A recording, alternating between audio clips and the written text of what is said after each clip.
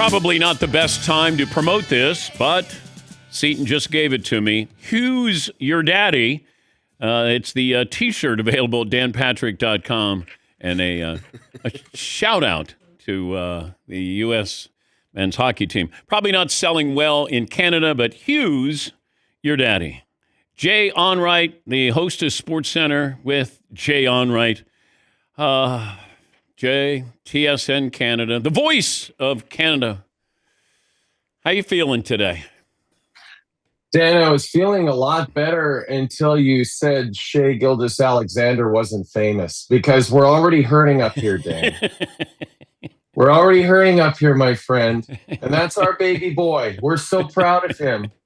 He's our boy. We love him so much. He's smoother than the gravy we put on our poutine. So you got to watch out for Shea. And I did appreciate you talking about Alex Trebek, though. Another great Canadian. That was a wonderful segment you just had. The level of trepidation you had prior to Sunday's game was what? Almost zero. I feel like the narrative about these two teams is that they've been very close competitively, Dan, since Mike Modano moved to Saskatchewan in the late 80s and became a Prince Albert Raiders legend. These two programs have been neck and neck for basically decades. Canada won in overtime in 2010. You and I were there in 2014. Canada beating Sweden. These hockey nations are all great, and the USA has been great for decades. It was no surprise to me whatsoever that they won. I think Canada dominated the game 5-on-5, but once you get to a 3-on-3 overtime, Dan, with the skilled players that Canada has and the skilled players that the US has, you saw it. It can end in the blink of an eye, basically. Is the United States now the home of hockey? I don't know about that, but I'll say this. Your women's team is the most dominant force on the planet right now in terms of international hockey. They have beaten the Canadian women, their only real rival, 7 or 8 times in a row, including the gold medal game, which was the only close game of those 7 or 8 games I mentioned. They have been absolutely dominating the Canadians. So shout out to your women's team. They are the current force in international hockey right now. How would you sum up the overall feeling of Canada yesterday? Well, here's what I would say, Dan. We were given permission by our federal government to open our bars 2 hours before puck drop at 8 a.m. Eastern time. Anytime Canadians can wake up on a Sunday morning and legally drink at bars, it's going to be hard to make them too depressed at the end of a really good hockey game. I think the majority of the country was pretty drunk by the time 10:30 a.m. Eastern time rolled around. But I think overall, probably a little sadness, Dan. I think, Sidney Crosby didn't even play in the game. And in a lot of ways, it was seen as his last hurrah. You could, one of my colleagues said it best, Sidney Crosby sort of is the face of winning in the National Hockey League over the last couple of decades.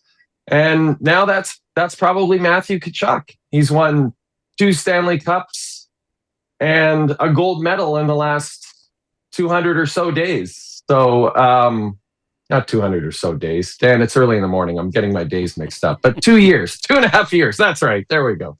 So, yeah, I think if from an American perspective, this is great for the game. And I don't know if it's going to grow the game anymore, Dan. I think the game is kind of what it is. It's a niche sport in the United States. You and I both know that. You're not talking about hockey. You're not talking about the trade deadline in 2 weeks. I don't think you're having a trade deadline show.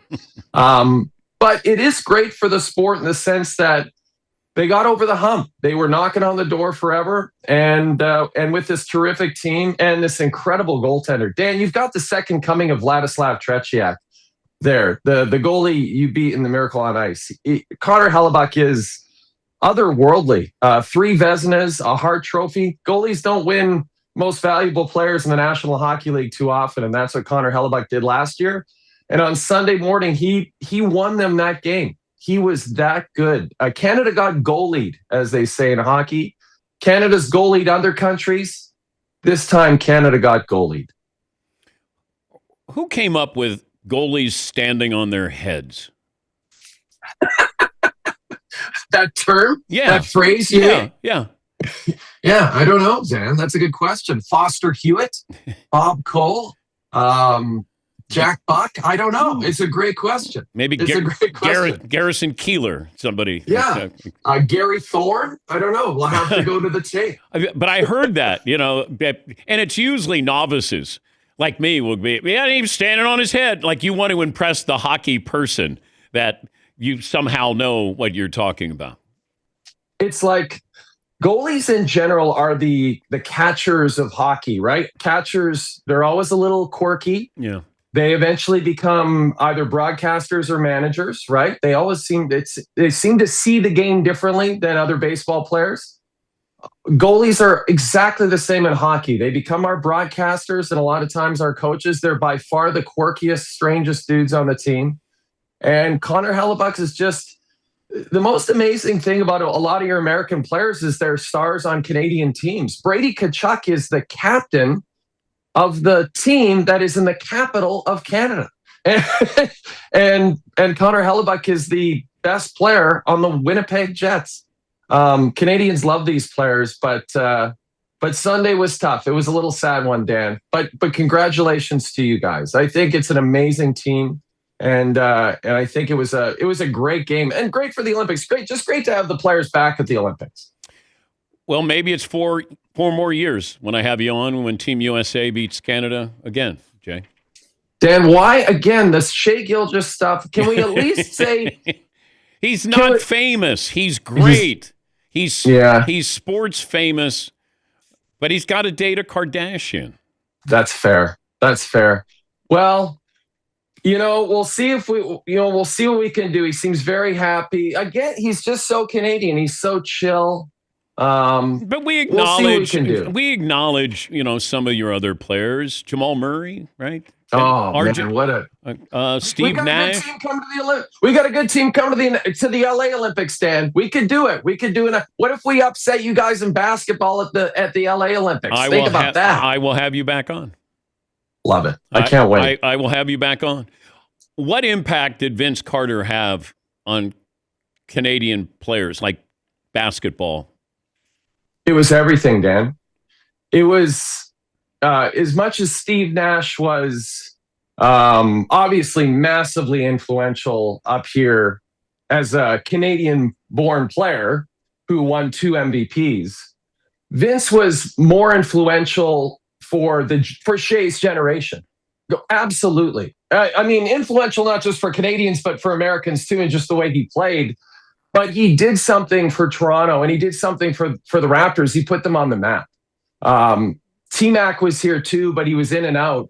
Vince was here, and he made such an impact. And obviously, everyone remembers the slam dunk and just how dominant he was. I love that he's kind of becoming an unofficial ambassador to try to round up more popular players for the slam dunk contest. I think that's a perfect role for Vince. But honestly, Dan, he was everything. Vince was up here. And I love that he continues to say great things about the city and the country. So shout out to Vince Carter. Not an official Canadian, but absolutely an honorary one.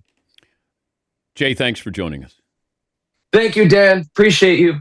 That's Jay Onrait, the host of SportsCenter, and it airs Sunday through Thursday at midnight Eastern on TSN. That's Canada's sports leader.